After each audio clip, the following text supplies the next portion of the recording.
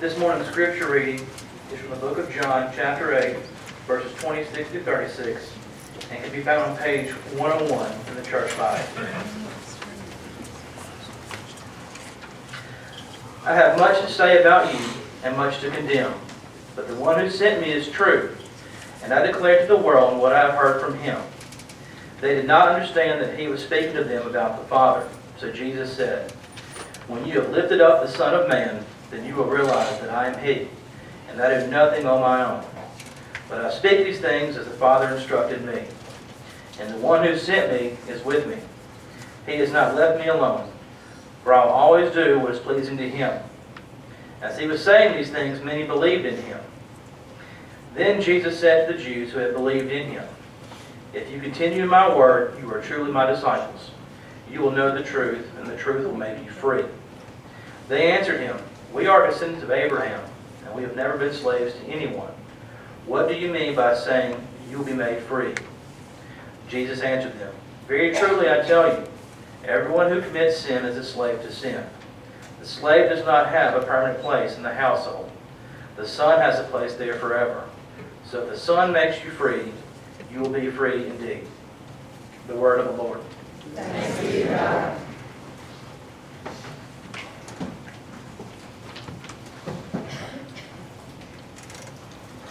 It is significant in my mind that this week we celebrate the 239th anniversary of the birth of this nation. It's hard to believe that we've only been a nation 239 years. I was called this past week and asked to come out to Pleasant Hill. In October they'll celebrate the 125th anniversary of the formation of their church. And they wanted me to come preach. And I thought, as I accepted that, what a day this is in the life of the American people. But for most of them, I have to say it's going to be a holiday. Not much is going to be thought about those that formed the nation, or the rationale for the coming, or the problems that they encountered in the forming of the nation. If we know anything, at least from our early education, we'll talk about taxation without representation as the rationale for the forming of the country. But that was not really so. These people believed strongly in getting out from under the tyranny they were living and establishing a place where all people could be free. Free from the tyranny of government, free from the tyranny of the church, free from the oppression that would be brought upon them by their rulers. A free people in a free land. If you've ever been to Boston and you've traveled around a little, you've been to the church, and I want to emphasize that, to the church where Patrick Henry made his famous statement. I often hear now that preachers ought not to talk about the state or the church or the country. And I want to remind you that in the beginning, the formation of this freedom was instituted from the church. It was there, he said, "Is life so dear or peace so sweet as to be purchased at the price of freedom and slavery? I know not what course others may take, but as for me, give me liberty or give me death." And those of us sitting on this side of the table seldom realize that those men, 56 of them, who signed that Declaration of Independence, were really putting their life and their fortune and their family and their future on the line. If they had not been successful, every one of them would probably have been killed for treason to the British government. And we sometimes read that sentence without even thinking of the commitment and the courage it took for them to do that. Now let's be honest. We have again this week fallen upon the idea that these are not the best of times. I think of that in terms of recession. And we aren't out of recession if by that you mean we paid off our indebtedness.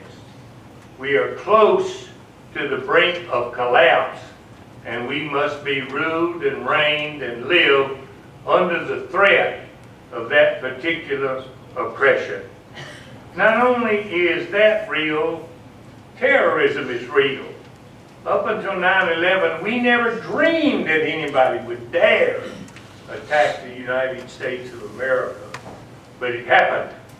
And what we're reading now and becoming aware of is that it can happen again. And we have foiled several attempts, but that doesn't mean that we have foiled them all. So we must live in the light of that possibility. Tensions in the Middle East and the Far East are more formidable than they've been in the last 10 or 20 years. A Cold War with Russia seems to be a renewed possibility, and that's not a good sign either. And you know, if ever we sensed how divided we are as a nation, we sense it today. It doesn't matter what the subject is. It can be race or religion. We're divided. It can be, in my mind, morals or the possibility of life together or different in our time. It can be with taxation as well as other things. We are a divided people, probably more divided than we've been in a long time. So my subject is pertinent. Can freedom survive?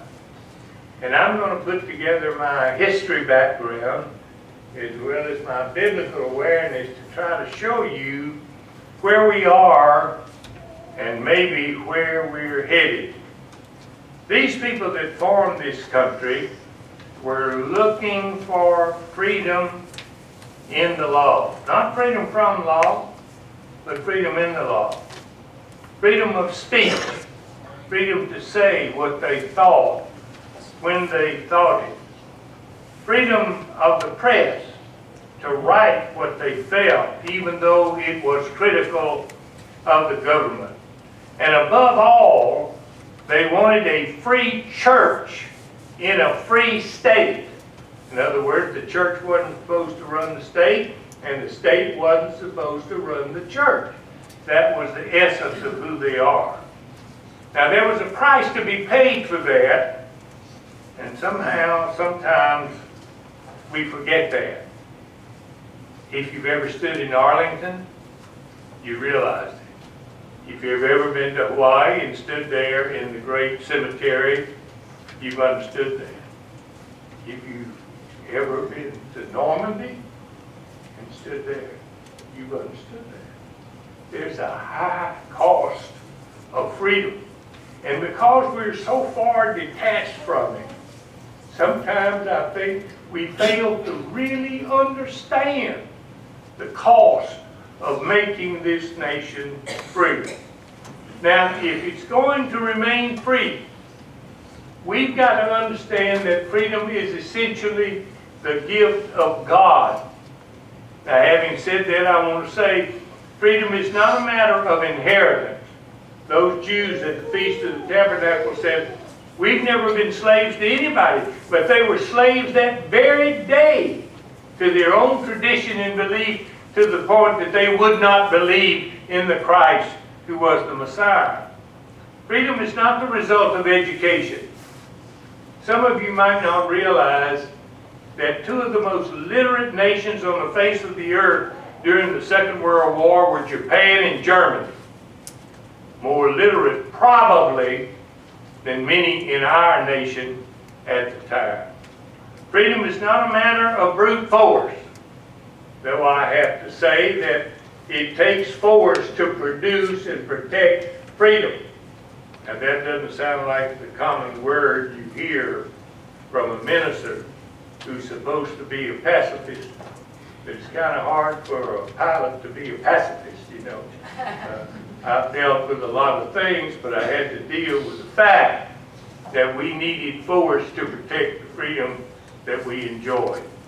Jesus was attending the Feast of the Tabernacles, and one of the great parts of that feast was the illumination of a giant candle.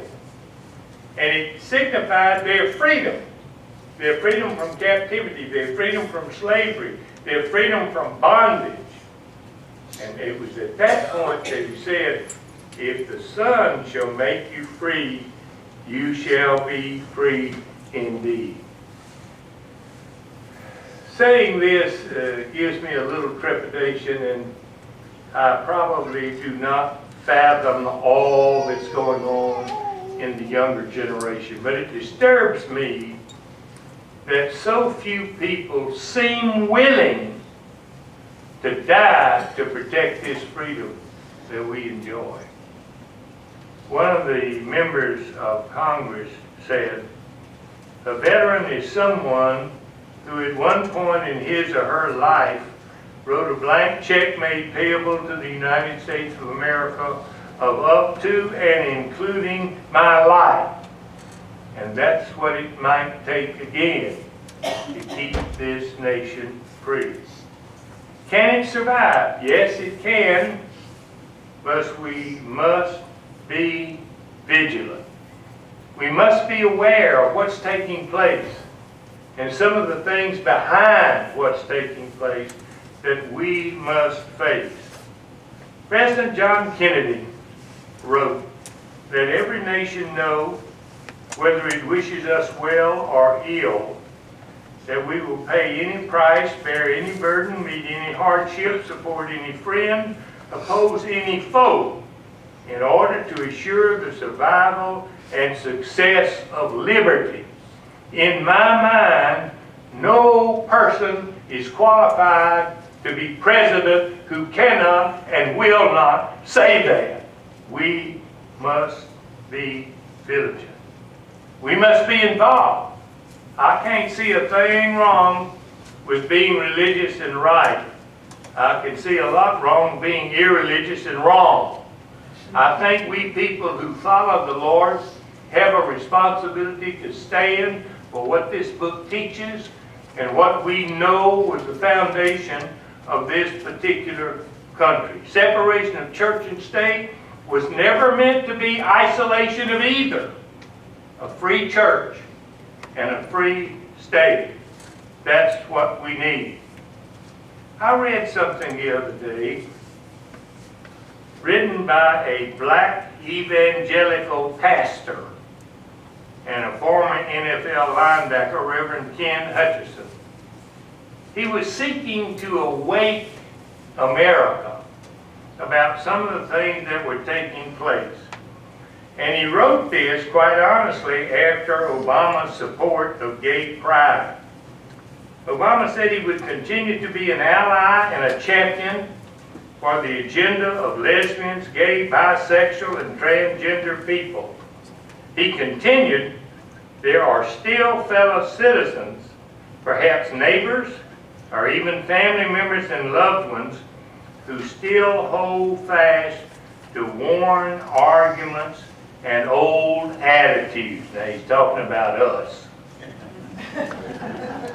Hutchinson said to him, there is no such thing as a biblical stance for immorality. And there isn't. Marriage is between a man and a woman. Adam and Eve, not Adam and Steve. And as long as that holds true in the Word of God, we must protect that concept and that idea.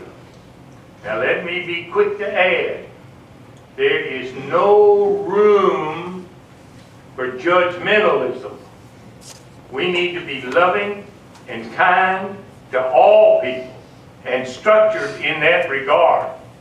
But we must hold true to the truth that's in this Bible. Now, if you want a picture of what's happened to us, let me read you something that Billy Graham wrote just a couple of years ago.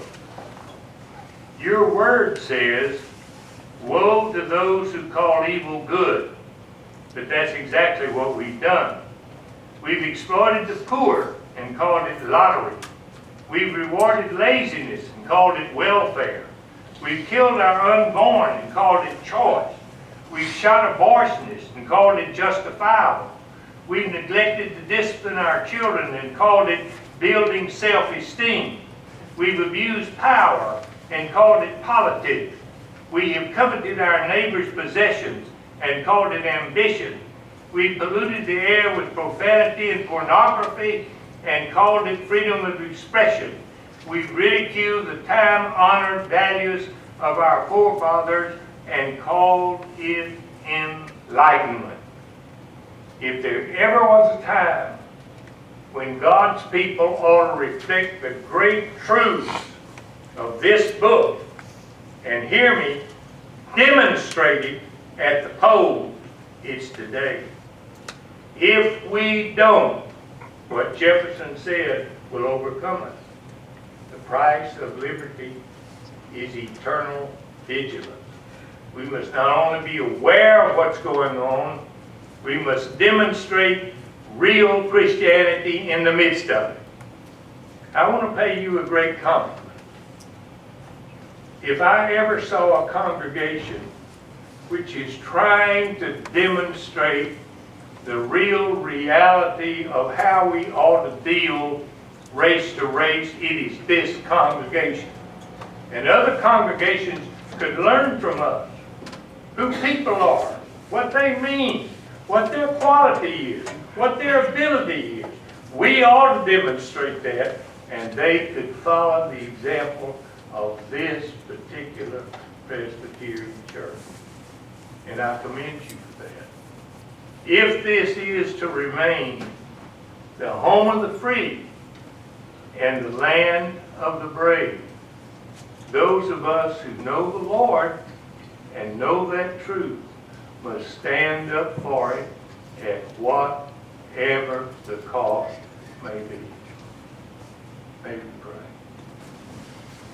Father, help us to realize that freedom is never free, but it's dependent upon people like us who know the truth, who are willing to take a stand, to be godly and Christ-like in every situation, but to remain true to your word, just as it is written. For we ask it in the name of Christ. Amen. Amen.